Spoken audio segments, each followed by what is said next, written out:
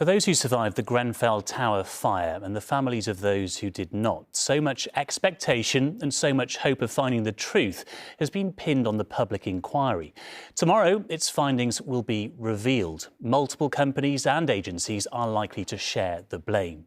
The report is expected to focus on the readiness of the London Fire Brigade to tackle the blaze, the building regulations at the time, the government's fire safety regulations, the council's investment in the building, along with the building suppliers who sold the cladding panels and the insulation, which was said to have fuelled the fire.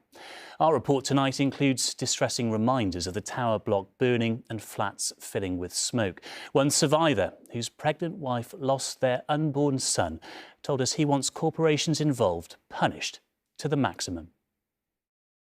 I remember it like it was yesterday.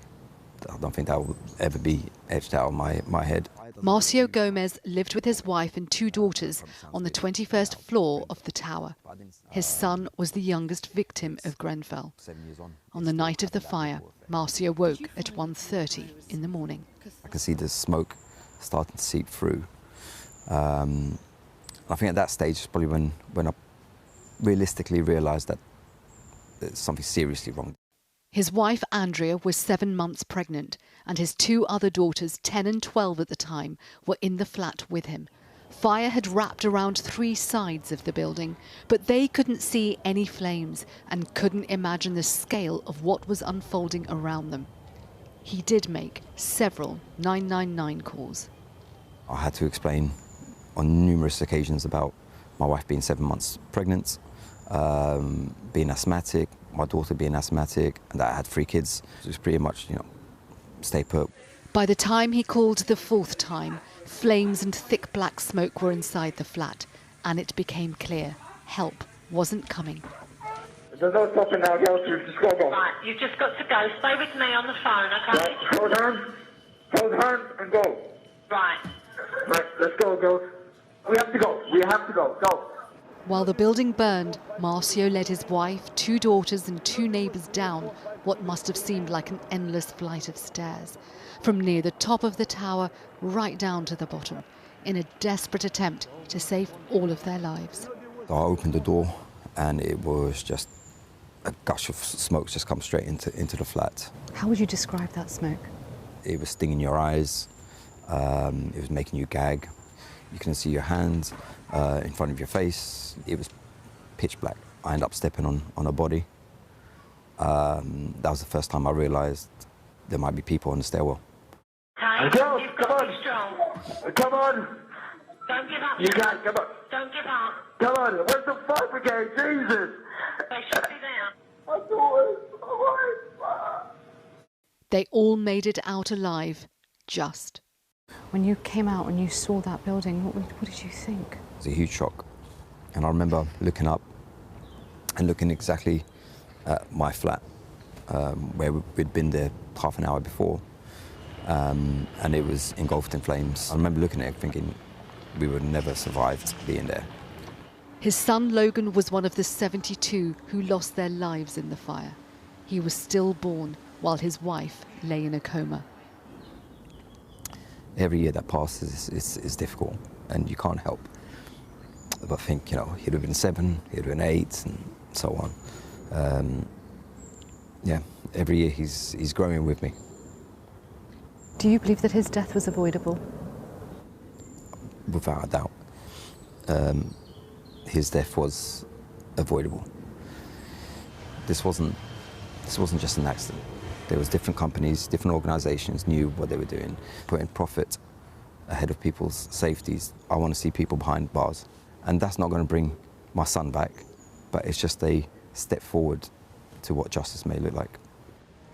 He wants change too, to ensure no one else suffers like he has, and to make his son proud.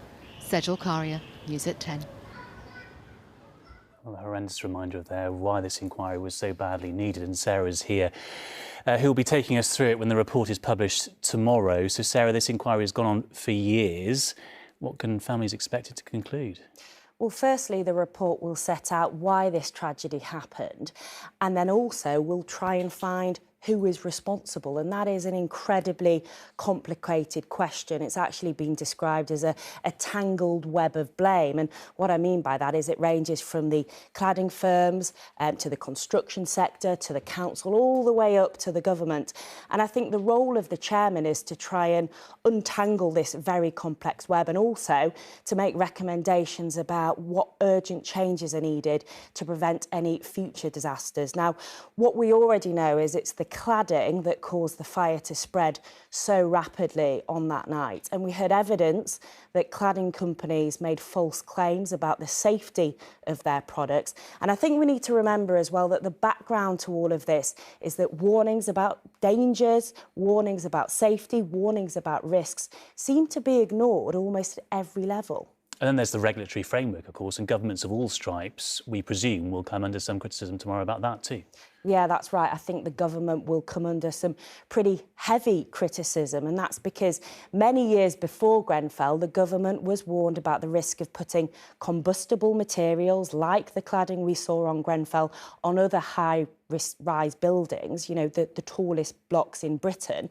And the big question for ministers, I think, will be why wasn't action taken then?